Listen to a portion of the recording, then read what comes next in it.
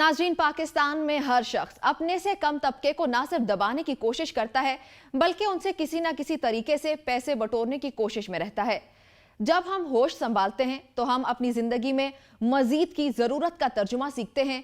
हमें अपनी प्लेट में गोश्त का सबसे बड़ा टुकड़ा चाहिए होता है, हमारी आंख तंदूर की सबसे बड़ी रोटी का पीछा करती है।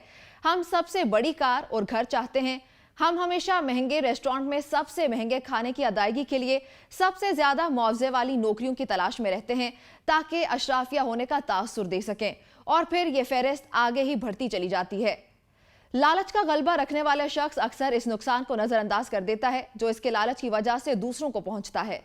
नाज़रीन, प्रोग्राम जुर्म कहानी में आज एक और कहानी शामिल करेंगे शहर लाहौर से। लाहौर के नवाही इलाके में पेश आया ऐसा ही एक इंसानियत सोज वाकया। सादा लोग शहरियों के शनाख्ती कार्ड की गैर कानूनी कामों के लिए इस्तेमाल किए जाने लगा, और सादा लोग शहरियों को इस्तेमाल करने वाले कोई और नहीं बल्कि कानून नाफिज करने वाले अफसरान खुद ही शामिल है। तफ्तीशी ऑफिसर मुजरिमान को आम शहरियों के शनाख्ती कार्ड पर चालान करने लगे। शहरी आबिद नजीर का ABN न्यूज से राबता हुआ और आला हुक्काम से फौरी वाक़े का नोटिस लेने और इंसाफ फराहम करने की अपील की गई। तफसीलात के मुताबिक जमनाबाद के रिहायशी मोटरसाइकिल मैकेनिक बाबर नजीर वल्द नजीर अहमद ने अपनी वर्कशॉप में मोटरसाइकिल ठीक करने के साथ साथ गेम्स भी रखी हुई हैं और मेहनत मजदूरी करके अपना और अपने अहले खाना का पेट पालता है। मुतासरा शहरी ने ABN न्यूज की टीम को तफसीलात बताते हुए कहा कि चंद रोज कबल वो किस्तों पर मोबाइल लेने के लिए एक दुकान पर गया, जहां दुकानदार ने हस्ब कानून बाबर नजीर का शनाख्ती कार्ड चेक किया तो वो चोरी, डकैती समेत दीगर संगीन मुकदमात में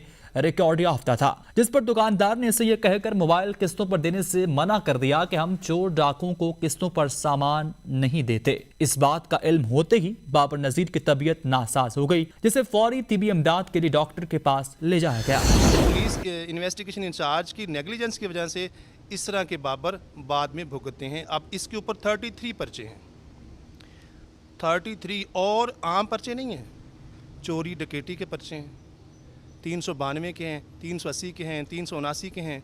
और ये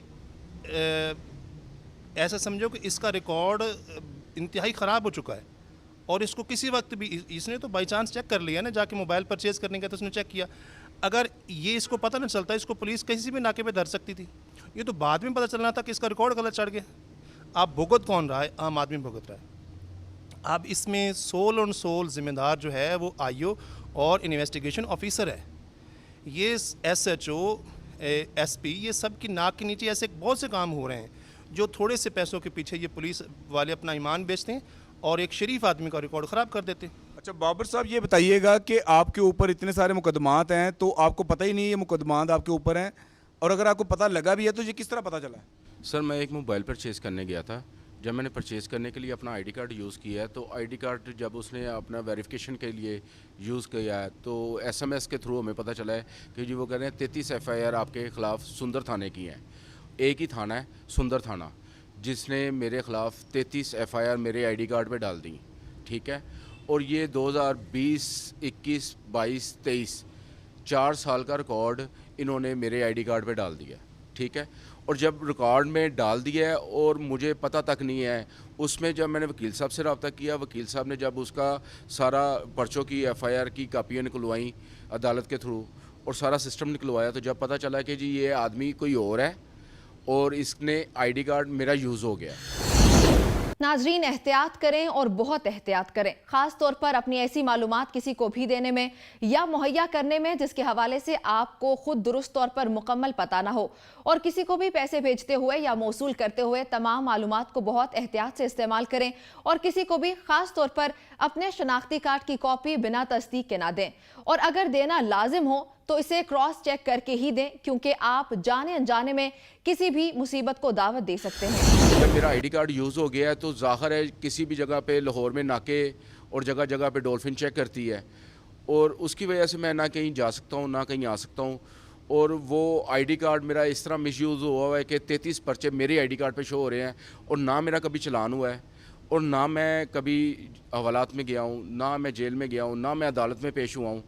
और वो आदमी मुसलसल जेल में भी जा रहा है, अदालत में भी पेश हो रहा है, चलान भी उसके हो रहे हैं, और वो ज़मानत भी करा रहा है, वो बाहर भी आ रहा है। 33 पर्चों में वो चलान शुदा भी है और वो ज़मानत शुदा भी है, और मैं यहाँ पे काम कर रहा हूँ, आपको आपके सामने ही है, और मैं आज़ाद हूँ। لیکن آئی ڈی کارڈ میرا جو ہے وہ انہوں نے ریکارڈ میں لے. اس میں تھوڑا سا یہ بتائیے گا کہ یہ جو ابھی آئی او ہے جس نے یہ کیا ہے, جو ہمارے سامنے ایک کیس ہے, اس کیس میں اس آئی او کے خلاف کیا کارروائی ہوگی اور بیسیکلی ہونی کیا چاہیے؟ کارروائی تو یہ متعلقہ جو پولیس ہے, جو ہائی ایپس ہیں, جو اس کے ہائی آفیشلز ہیں, وہ اس کے خلاف جو بھی قانونی کارروائی بنتی وہ کریں, کیونکہ یہ اس نے اپنی لیگل ڈیوٹیز کے خلاف کام کیا ہے. اس کا کنڈکٹ انتہائی اپنی لیگل آفیشیل ڈیوٹی کے خلاف ہے, کیونکہ اصل کام تو اس کا تھا کہ رائٹ ملزم کا رائٹ ریکارڈ دینا, اس نے غلط ریکارڈ دیا. تو یہ ہائی آفیشیل سے ہماری ریکویسٹ ہے کہ اس کے ساتھ جو بھی قانونی کارروائی بنتی ہے وہ کریں.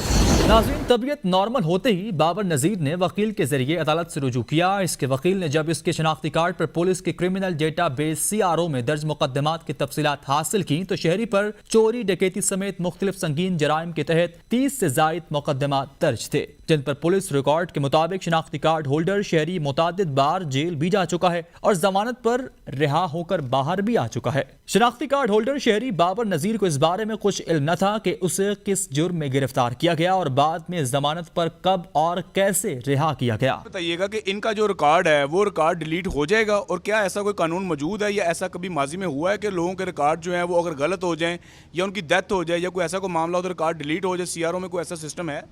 CRO میں ایسا کوئی سسٹم نہیں. جس کا ریکارڈ ایک دفعہ چڑھ جاتا ہے وہ ہمیشہ کے لیے ریکارڈ اس کا رہتا ہے, وہ ڈیڈ ہو جائے وہ حیات رہے.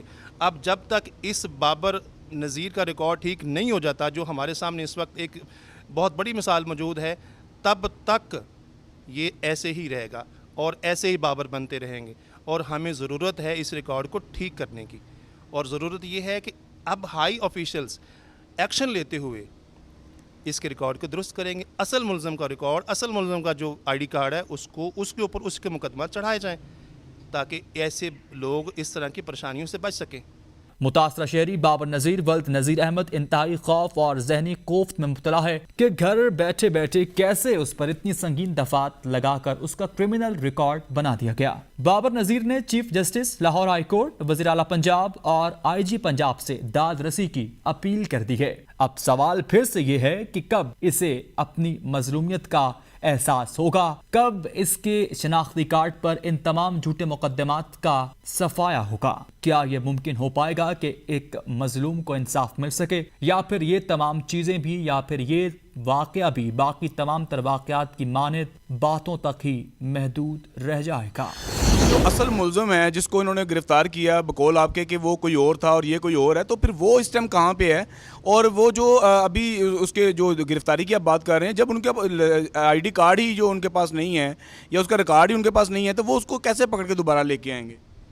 یہ تو پولیس والے بتائیں گے. جس طرح انہوں نے پہلے ملزم کو پکڑا ہے, دوبارہ اسی ملزم کو پکڑیں گے. جس ملزم کو انہوں نے بار بار اریسٹ کر کے اس کے ریمانڈ لیے, اس کو جوڈیشل کیا, اس کو رہا کیا, اس کو بری کروایا, اب انہیں کا کام ہے اس کو اریسٹ کر کے لانا. خراب وہی کر رہے ہیں, ٹھیک بھی وہی کریں نا. یہ عام آدمی بھگتے. اب یہ عدالتوں کے چکر لگایا, میرے پاس آیا انتہائی پریشانی کی حالت میں, اس کا BP شوٹ کیا ہوا تھا جب میرے پاس آیا تھا, تو بھگت یہ رہا ہے اور نیگلیجنس پولیس والوں کی ہے. اب یہ ریکارڈ کا درست کرنا بھی انہی کی ذمہ داری ہے. تو ملزم جو اصل ملزم ہے وہ اس ٹائم کہاں پہ, جیل میں ہے یا کہاں پہ ہے؟ میں نے, یہ بڑی مزے کی بات ہے کہ میں نے یہ ریکارڈ چیک کیا ہے تو ملزم اس کو بری ہو کے اپنے گھر جا چکا ہے, اور ملزم بری ہو کے گھر جا چکا ہے, اور بابر صاحب کا ریکارڈ اس وقت 33 مقدموں کے ساتھ آپ کے سامنے. بابر صاحب یہ بتائیے گا کہ وہ ملزم آپ کا ہم شکل ہے کہ جو پولیس کو پتہ نہیں چلا کہ وہ کوئی اور ہے اور آپ کوئی اور ہیں, اور آئی ڈی کارڈ کا بندہ جو ہے وہ سامنے ہمارے جو ہے وہ موجود نہیں ہے, یہ کس طرح سے ہو گیا؟ ہم شکل ہیں آپ؟ نہیں سر, اس کا اور میری ایج کا زمین آسمان کا فرق ہے, ہائٹ کا زمین آسمان کا فرق ہے. اس کی ہائٹ 5 فٹ 5 انچ ہے, میری ہائٹ 5 فٹ 11 انچ ہے. میری ایج 38-39 سال ہے, اس کی ایج جو سی 20 سے 22 سال لگ رہی ہے. اور جس بھی تھانہ اہلکار نے اس کا ریکارڈ چیک کیا ہے یا اسے پکڑا ہے, اسے گرفتار کیا ہے, اس نے جب آئی ڈی کارڈ چیک کیا ہے تو آئی ڈی کارڈ مارتے ہوئے اسے دیکھنا چاہیے تھا. ایک آدمی کی تصویر ہے, ڈیٹ آف برتھ ہے اس کی, اس کے اوپر پتہ چل جاتا ہے کہ اس کی آدمی کی یہ غلط آئیڈینٹی اپنی بتا رہا ہے اور غلط آدمی کو ججمنٹ کرا رہا ہے. اگر پولیس والوں کا اتنا بھی ججمنٹ نہیں ہے تو سر پھر یہ دیکھ لیں, اعلیٰ حکام کے آگے ریکویسٹ یہ ہے کہ انہیں اس چیز پہ نوٹس لینا چاہیے. انہیں دیکھنا چاہیے کہ ایک شریف آدمی کو بلا وجہ اتنی پریشانی میں ڈال دیا ہے. ہم روزگار اپنا کمائیں, ان عدالتوں میں دیکھیں کیا کریں ہم. آپ ان اعلیٰ حکام سے یہی ریکویسٹ ہے کہ اس کے بارے میں نوٹس لیا جائے اور میرا مسئلہ حل کیا جائے۔ معاشی تباہی، سیاسی عدم استحکام اور بیڈ گورننس کو روکنے کا کوئی جلد یا فوری حل تو نظر نہیں آ رہا، لیکن درست سمت کا تعین تبھی ممکن ہے جب ملک کے اشرافیہ کی سوچ اور کنٹرول میں تبدیلی آئے گی۔ ریاستی قیادت کو اپنی مراد یافتہ حیثیت کے تحفظ پر توجہ دینے کے بجائے ملک کو معاشی تباہی کے دہانے سے نکالنے پر توجہ مرکوز کرنی ہوگی۔ سیاسی استحکام کو یقینی بنانے کے لیے سیاسی جماعتوں کو مذاکرات کرنے ہوں گے، پارلیمان کو مکمل خود مختاری کے ساتھ قیادت کا اختیار دینا ہوگا اور سیاسی معاملات میں مداخلت سے پرہیز کرنا ہوگا۔ ریاست کو بدعنوانی اور اقربا پروری کے خاتمے اور گڈ گورننس، قانون کی حکمرانی، میرٹ کی پاسداری اور معیار زندگی کو بہتر بنانے کے لیے سنجیدہ اقدامات کرنا ہوں گے۔